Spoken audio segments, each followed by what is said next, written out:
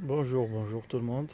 Alors, ici on a notre Defender 130. Donc, côté tablier, c'est identique 130, 110 et 90. Donc, on a essayé de s'occuper de l'installation électrique, du faisceau électrique comme l'on peut. Et là, notre tablier il est prêt à recevoir le nouveau tableau de bord Zerda Parts. Donc, ici on va venir installer cette traverse. Elle va se mettre ici.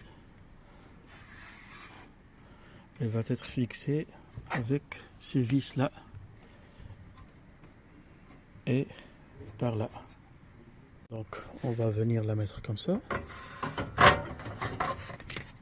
Ici nous avons les deux fentes en plastique qu'on va récupérer sur l'ancien tableau de bord. Ils servent aussi à la fixation avec les deux vis. Ici on va venir ici fixer avec 3 vis de 6 en inox. Donc ici on va mettre l'autre fente en plastique. Donc on va tout serrer. À tout de suite.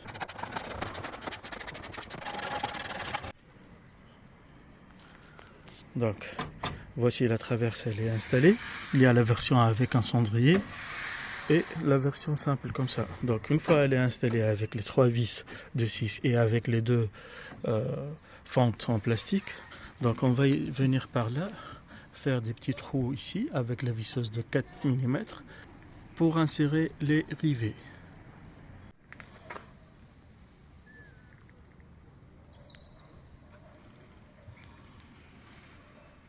On va venir par la suite installer cette plaque là. Donc ça donne à peu près ça. Donc on va mettre le reste des rivets ici sur toute la longueur du tableau de bord. Par la suite on va mettre la plaque des cadrans. Ici on aura une autre plaque avec des boutons ou une console centrale avec un écran tactile. Et là c'est la boîte à gants. Donc, alors en gros, on a installé cette traverse là avec les deux fentes et les 3 vis de 6. Par la suite, on a installé cette plaque centrale qui va recevoir la console centrale et la plaque des cadrans. Et par la suite, on va assembler une autre pièce ici qui est celle-là. Donc cette plaque là, elle va se mettre ici, en bas du tableau de bord, comme ça. Elle va situer cette plaque là avec le tablier. Partie là, on a le choix entre l'installer avec des vis de 4 mm en inox ou comme c'est le cas ici avec des rivets. C'est comme vous voulez. Du moment où on a accès de l'intérieur comme à l'extérieur, donc on peut mettre des vis. Quand on n'a pas de place pour mettre l'écrou à l'intérieur, donc on intervient avec des rivets.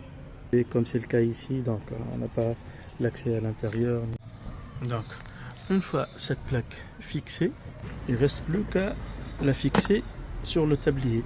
Donc on va venir ici percer des trous ici et la maintenir avec des rivets. Voilà, une fois tout le tableau de bord fixé, donc on a la structure qui va par la suite recevoir la plaque avec les cadrans ici et la console centrale ou la plaque avec les plein de boutons et tout. Et ici on a la boîte à gants.